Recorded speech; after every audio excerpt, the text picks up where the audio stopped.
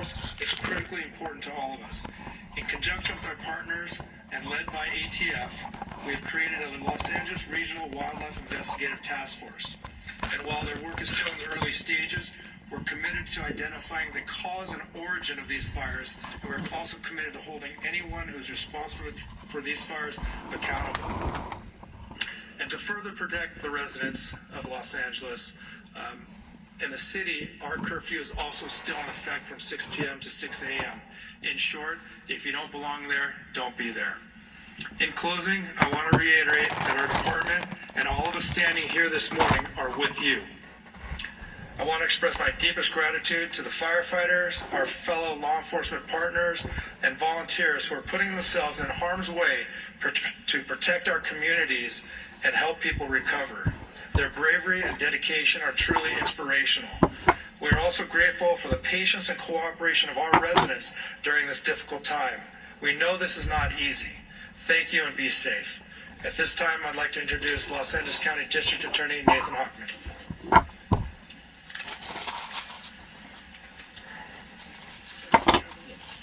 Thank you.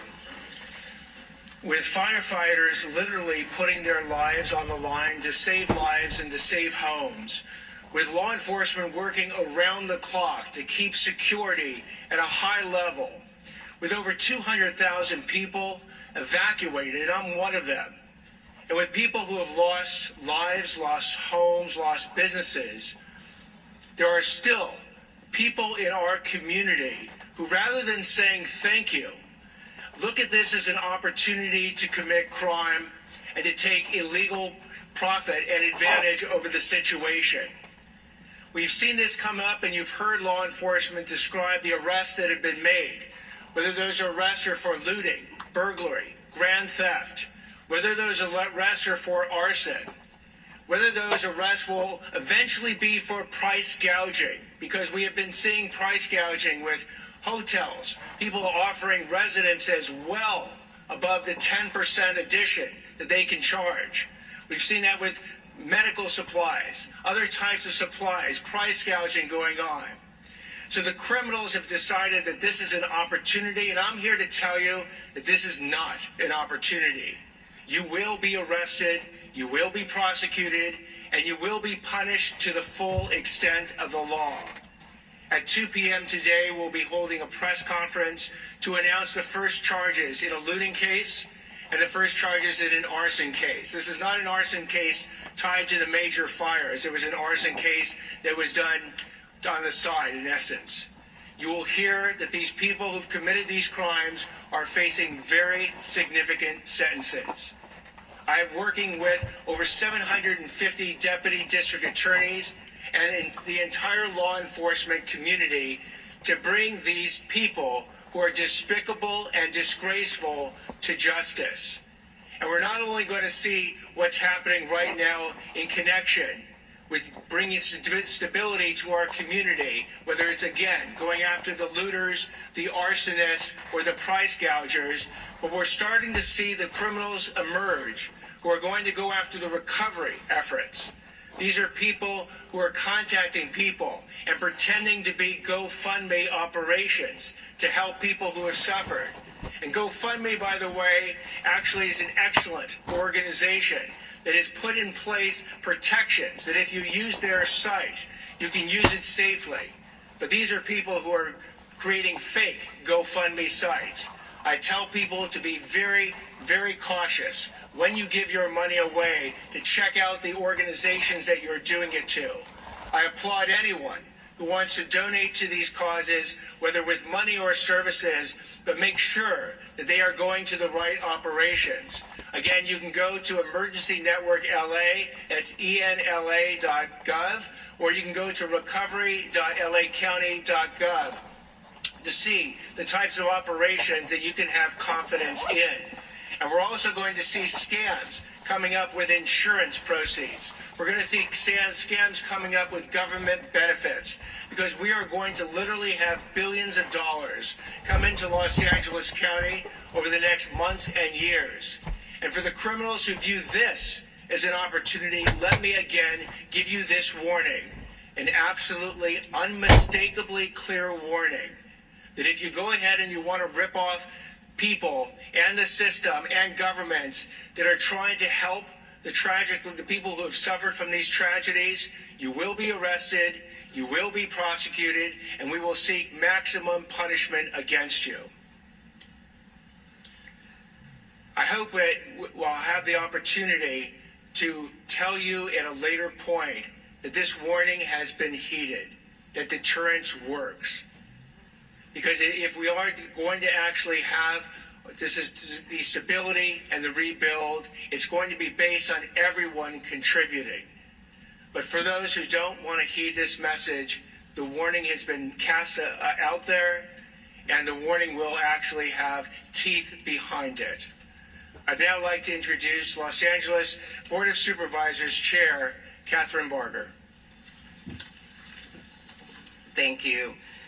As I discussed yesterday, FEMA relief is essential to getting our impacted residents back on their feet.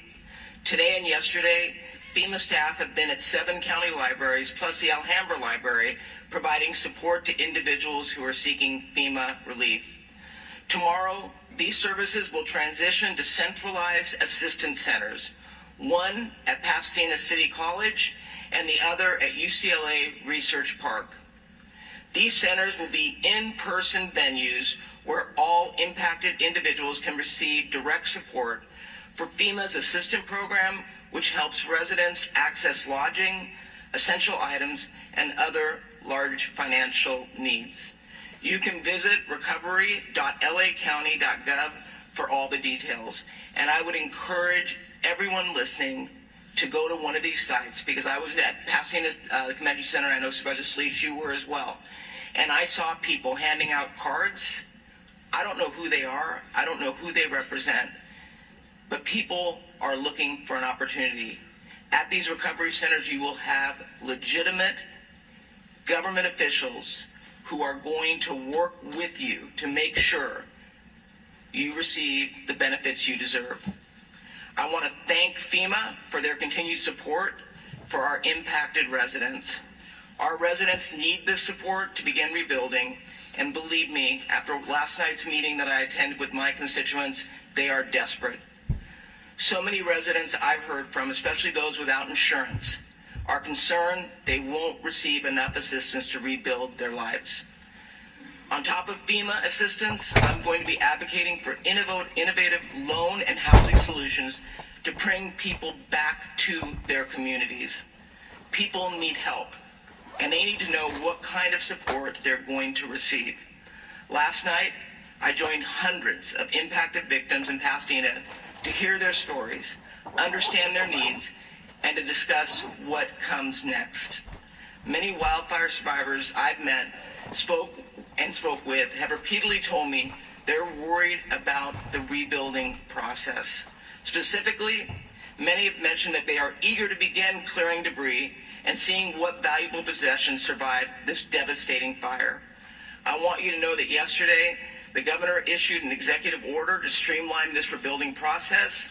This executive order is going to make rebuilding homes easier by cutting red tape and make it as affordable and efficient as possible for our residents to clear debris. Yesterday's executive order, along with the previous order to waive the CEQA requirement in rebuilding, are 2 unprecedented actions that will be essential to making our community whole again. I know that our wildfire survivors want nothing more than to begin the rebuilding process. And it is our job in government to get out of the way. Our neighbors deserve nothing less. To all the residents in our county, we must maintain diligence over the next few days as winds increase again. Please listen to law enforcement and their evacuation notices. And believe me, I heard last night, many are frustrated. These next few days are crucial in our fighting of the existing fires and also preventing any new fires. Thank you for taking it seriously. I'd now like to introduce LA City Mayor Karen Bass. Thank you, Supervisor.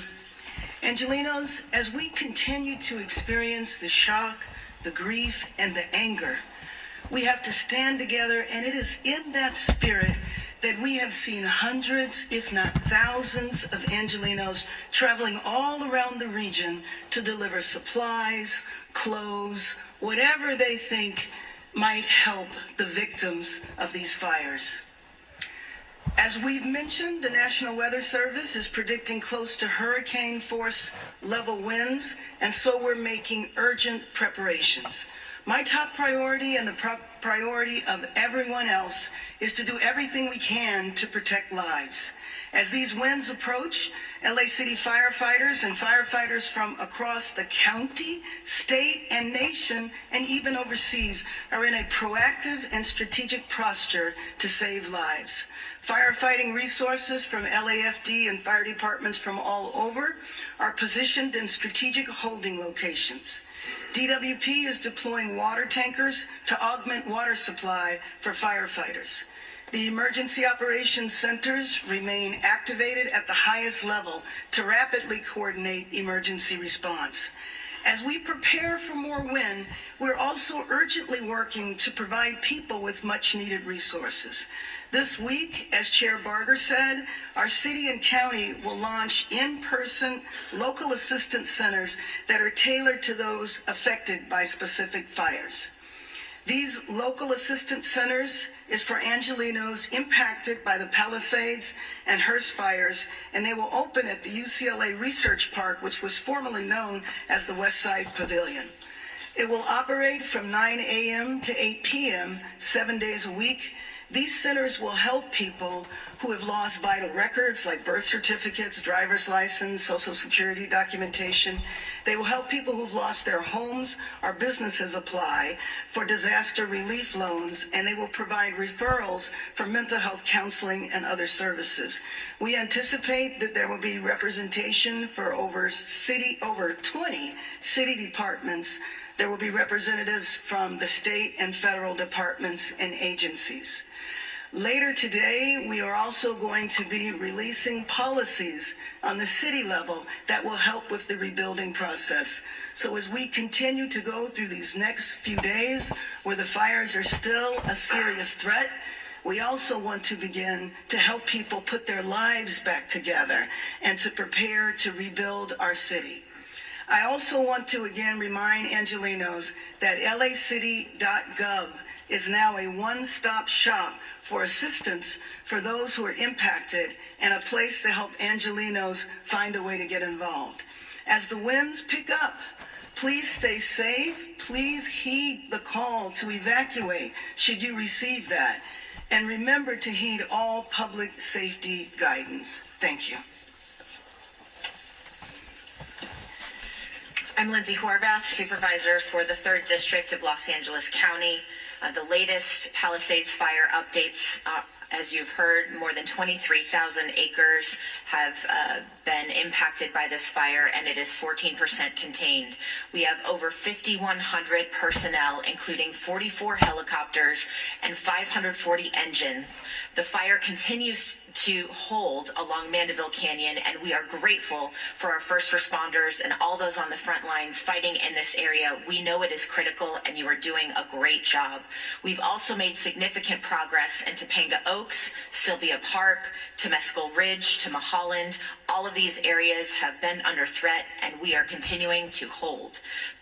Santa Monica has lifted their evacuation orders and downgraded to warnings in North San Vicente, moving from order to warning at 8 a.m. today. All of the warning areas have been lifted. A particularly dangerous situation has been issued. Strongest winds from Tuesday morning until Wednesday. We strongly encourage caution and vigilance. This is the weather prediction that the National Weather Service had going into last week's event.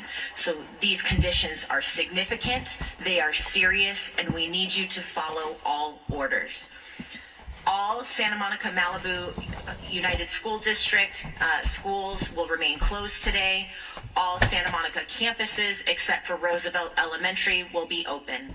All LAUSD schools will be open today except Canyon Charter Elementary, Kenter Canyon Charter Elementary, Palisades Charter Elementary, Marquez Charter Elementary, Topanga Charter Elementary, Lanai Road Elementary, and Paul Revere Middle School. Our Department of Mental Health has resources for how to speak with our young people about wildfires at dmh.lacounty.gov. We need to support our children in this time and make sure they're able to talk about this tragedy.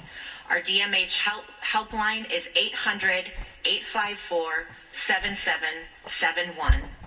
Metro fares continue to be suspended for as long as conditions remain the same. We thank our chair of the Metro Board, Janice Hahn, and our CEO, Stephanie Wiggins, for their assistance. Palisades Post Office has been relocated to Rancho Park Post Office. Residents can pick up their mail at 11270 Exposition Boulevard on the first floor. Recovery.lacounty.gov has residents launched. that have been affected by Find these initial fires damage can assessments as well go as and map- search. You know, as I was sitting here listening to all that, I was thinking to myself, why couldn't have Louisiana, why couldn't have Mississippi, the state of Mississippi, the governors, why couldn't they have issued out Get that. some sort of decree in response to an emergency situation like this pertaining to the looters and the insurance companies that was basically taking advantage of their citizens the way that they was. It just goes to show you the inability to be able to manage something on this scale on a big level on the top. And of course Florida, that they are probably some of the best whenever it comes to being on top. But even Florida, the governor, the stateship of Florida, has allowed for so many insurance companies to back out of their agreements and to walk away to the degree that I think it should be looked upon as being some sort of a crime, abandonment, or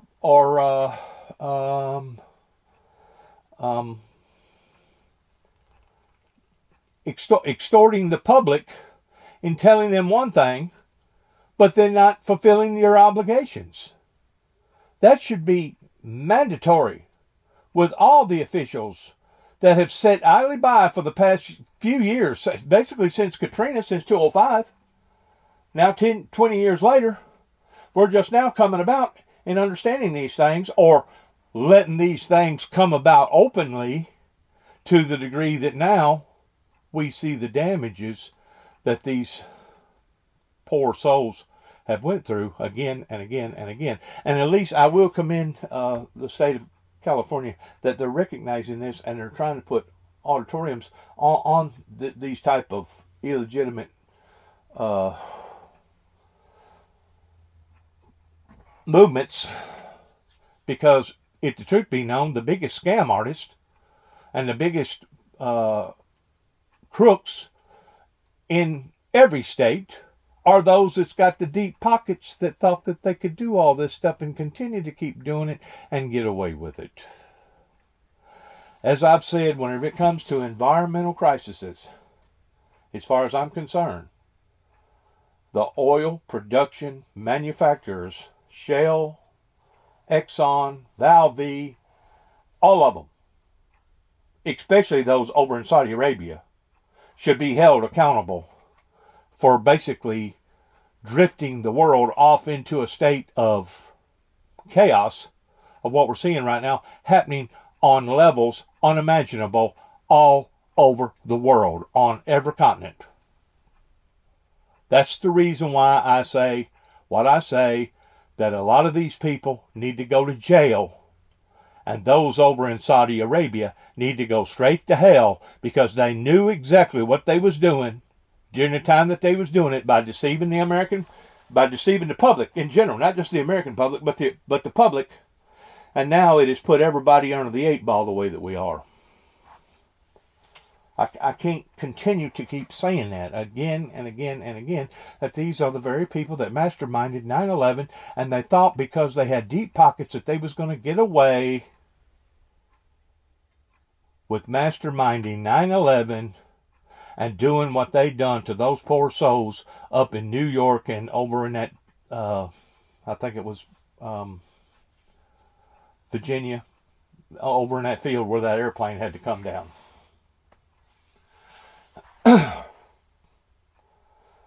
We are seeing unimaginable forces of nature, just as the Bible talks about. And I know a lot of people don't want to hear this, but we are seeing it just as the Bible talks about, that in the last final remaining days here upon earth, we will see signs up in the heavens and signs upon the earth such as we've never ever seen before.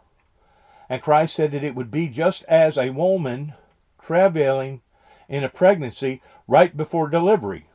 Right before delivery, that woman will have birth pains that will not only draw closer and closer and closer together, but as the birth pains are drawing closer together, they're also getting more severe. This is what we're seeing pertaining to the abnormality in the forces of nature that can be just as extreme one way as it is another. It can be to the extreme of entirely too much water versus not enough. Now, I do say that forest management and those that's in charge of forest management in some form or fashion should have put the brakes on all this whenever they realized that they hadn't gotten hardly a drop of rain since last May.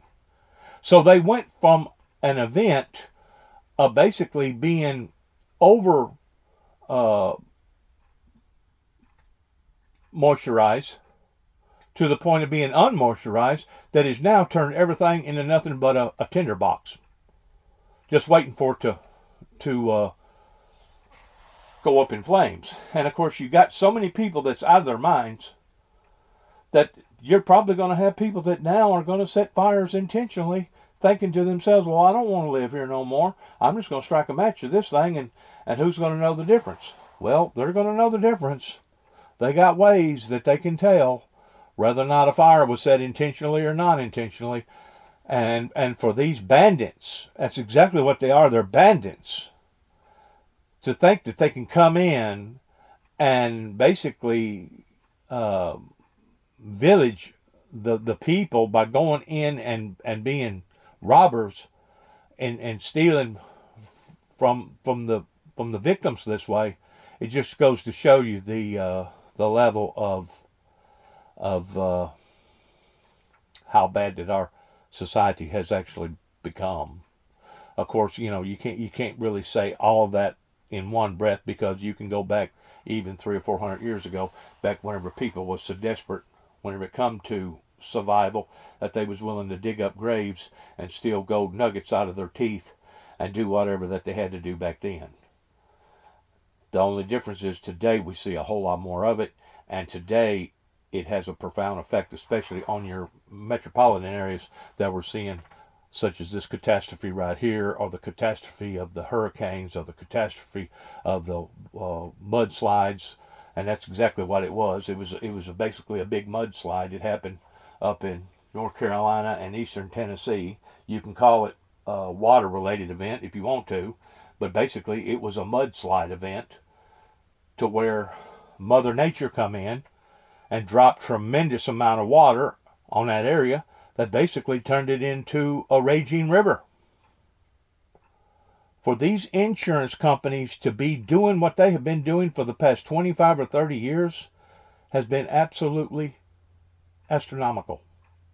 And to think that they have done it and gotten away with it for this length of time, before now it's finally coming to the forefront, that in and of itself is remarkable to me. But that just goes to show you the power of money, the power of these type of people that has become this powerful, that they can basically wash it under the rug and make it look legitimate. It's not legitimate. It's not legitimate whenever you have an elderly person that she's in her 70s or whatever, and her house gets blown away by a tornado, or they go through a fire, and then they got to spend the next year and a half in court towards fighting these goons.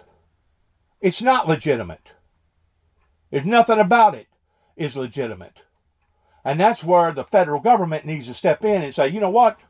It's time for you guys to be regulated. They want to regulate Facebook. They want to regulate YouTube. They want to regulate all these other entities that basically are coming in and contaminating young minds and contaminating hearts and etc., which the government, I think, should. I think somebody should regulate them. I think that there should be guardrails on stuff like that, especially whenever it comes to children. But these people that I'm talking about, the insurance companies, have been backstepping, crawfishing for years now in beating their clients out of their obligations that they had already made with their customers. Good luck to all of us. God bless America. God bless our troops. God bless our endeavors towards where we go from this moment on. Just want to say, pray for the victims. Pray for those who are affected by all these massive, massive storms. Just as the Holy Bible, the Book of Life, says to pray in these days. Basically, 3 major prayers. The first one is to pray to the Father, the same prayer that Jesus Christ told us to pray. Our Father which art in heaven, hallowed be thy name, thy kingdom come, thy will be done, etc. The next prayer is to pray that you're worthy to escape the things that are going to be falling upon to the planet. And the third prayer, if you can't escape it, pray that you can endure it.